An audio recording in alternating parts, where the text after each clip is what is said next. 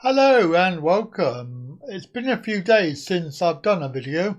Been a little bit busy with other things and channels and things like that, and also working. The job I have teaching Tai Chi and Qigong to people with health conditions.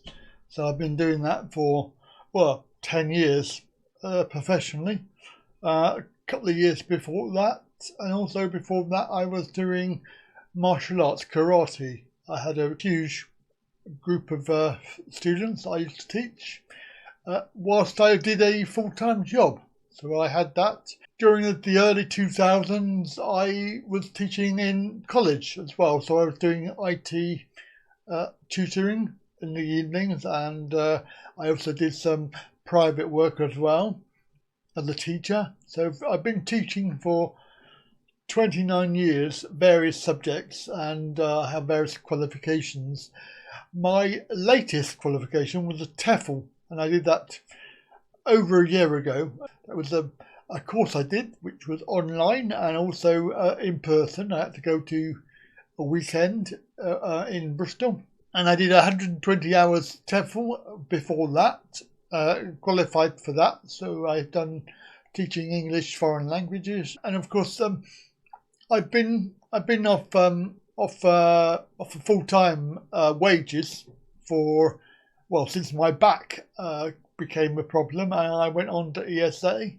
So I've been having money from ESA since 2015, and I did permitted work almost within the first 8 months of it, being determined that I would probably have difficulty walking, let alone working. And because I needed money coming in, I had to go and do some permitted work.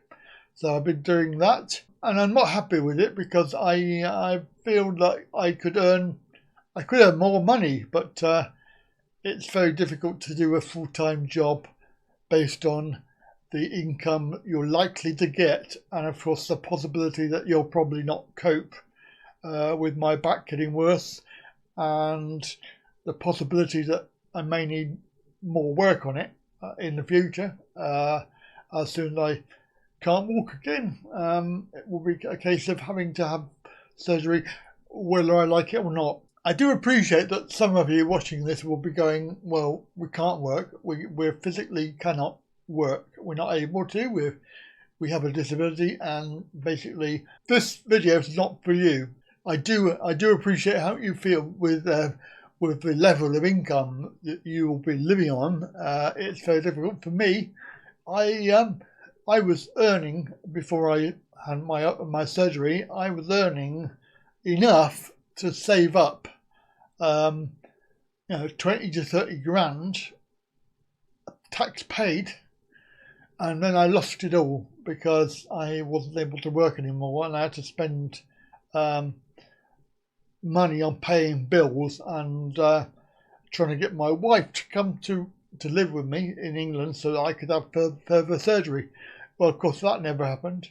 And of course, all the money is now spent. I'm not making this video to take the mickey or imply that everybody should go out to work. I'm not implying that, because I realise that there are some people who cannot work and will never work, and that is fair enough, however, I was working before, and I would like to work again, but I'm not confident in my physical state of health, so it's quite difficult to know if I do get a job, will I be able to cope with it, or will I be able to have time off if I need to. Of course, one of the biggest things working for yourself is that you can have time off whenever you like. And of course, I programmed my time off to have school holidays off, and that's at least 3 months a year. That's 12 weeks. Now, average jobs, you get 4 weeks if you're lucky. And of course, I get bank holidays, and I get the half-term weeks as well. So all in all, I'm working for 8 or 9 months a year in my current role, and I get paid, obviously, the permitted work rate on top of what I earn. So it's very limiting, and of course I need that extra money coming in because I could not live off of the basic amount that you get.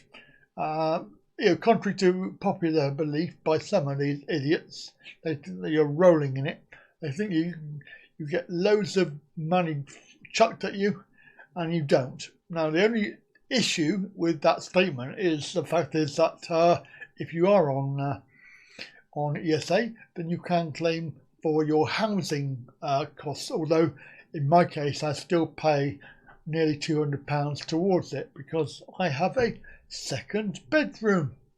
So I'm being penalised for having a second bedroom and living in sheltered accommodation. I have no option but to live here because there is nowhere else that I could move to, even if I could move.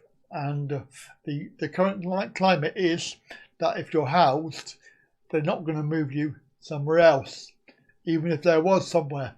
I am in sheltered accommodation here in a bungalow. It's around about £520 per month, so I'm paying nearly £200 of that, and the rest obviously is housing benefit. So I have to consider that if I do take a job, and I'm not being funny about this, but you have to be better off than you are currently, because at the moment I can tick by, I can get by with it, and I can just about manage the hours that I'm doing, which currently is less than 10. However, I am allowed to do up to 16 hours because sometimes I do get extra classes that I am asked to do, or I might take a bit of work with whatever job it is I'm doing, teaching mainly. I was very interested to see this job because I was actually looking around mainly at going to Thailand to teach, but obviously there are circumstances which mean that I probably cannot go to Thailand to live at the moment. The main one is money, not having any. But my sister sent me this. It's a local college. I used to work for them in the early 2000s. I worked there as a part-time tutor and lecturer, and this job is ESOL, which is English Second Language. So basically TEFL, when I'm qualified in for teaching. But this is 49.8 hours based on 23,000 pro rata. Now, if you work all that out, it actually works out to be £12.40 per hour. And the job, the 14.8 hours job, is worth £795.26p per month. £795 coming in for 14.8 hours work per week, and the hours of work are Monday daytime, Monday evening. There is a Wednesday, I believe, evening, and a Thursday evening. So there's basically 3 days of your week taken up with teaching at various hours. And obviously within that there are preparation time and marking time, which as a tutor, I do remember this from last time, is not included in your time. And well, it should be, but by the time you get started, you probably run out of time anyway. The dilemma is that this £23,000 job per year actually turns out to be £9,543 per year. So it's less than 10 grand. Now, hopefully you probably won't pay any tax on that. Although, because I have a business, it will go through the books, and I will probably end up maybe having a rebate even, so that'd be good. Now, the only issue that I do have is that you will end up paying the entire amount of your rent and your council tax, which will be the £520 plus the £110 for the council tax. So you'll be paying out £630 with probably very little rebate on that. You probably, I don't know, because I can't be sure, because I haven't checked, but there may be a small rebate because of a low income. However, going on previous experiences, they probably will not give you anything at all towards your rent and council tax. So, out of my £795, which I get for that job, I'm paying out £630 of it. That gives me £160 per month. Now, I do have my other business, my other teaching job. However, the Monday I have 3 sessions which will be cancelled because I will be working at the college. Now, two of those classes are ones that I organise and I get money for from students to pay me, which obviously goes into my business account and is accounted for that way. And the other class I do on a Monday is paid for by Parkinson's group. So obviously that group will need to either move to a different day or be cancelled. The only problem is with the other 2 classes is that they can't be moved because of the venue. So they will be cancelled and no income coming in from those 2. The income from the business will be decimated, basically. Now, the other problem is I have classes on Wednesday, which is another day when I should be working at the college. So Monday and Wednesday, there's 2 days there where classes will be cancelled unless they can be moved, which I don't think they can be. So you can imagine that the income from other sources will be negligible. So when you're working out, if you take the whole thing as a complete package, it doesn't pay for you to even attempt to go to work and better yourself, because you just cannot afford. Why on earth would you go to work like that if you're going to be worse off? Because I still have my other bills to pay. I can just about cover them, because there's electric bill, there's water bill, there's the TV, there's the internet, electricity. Then there's food bill. Then you've got to buy food. So I probably spend maybe £40 a week, if maybe a little bit more than that now, because I'm buying healthy stuff. So say £50 a week. So that's £200 based on a 4-week month. So £200. We're basically, the income I'm getting from that job has gone. So I'm in the dilemma. I feel very limited by ESA. I feel like I can't do anything. I have to report every increase. I have to report every change.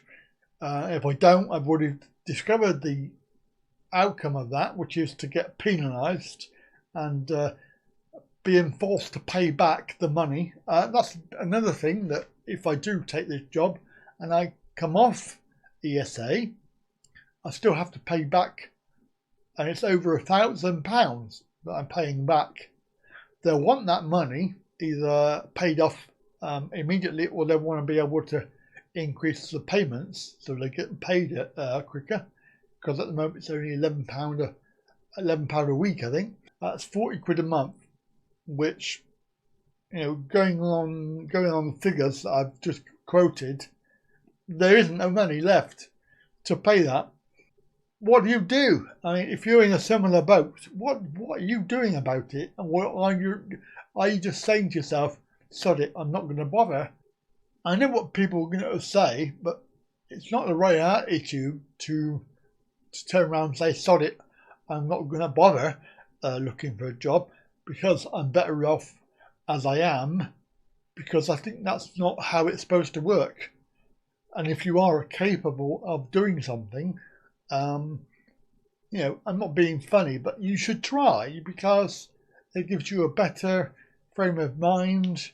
And I'm not being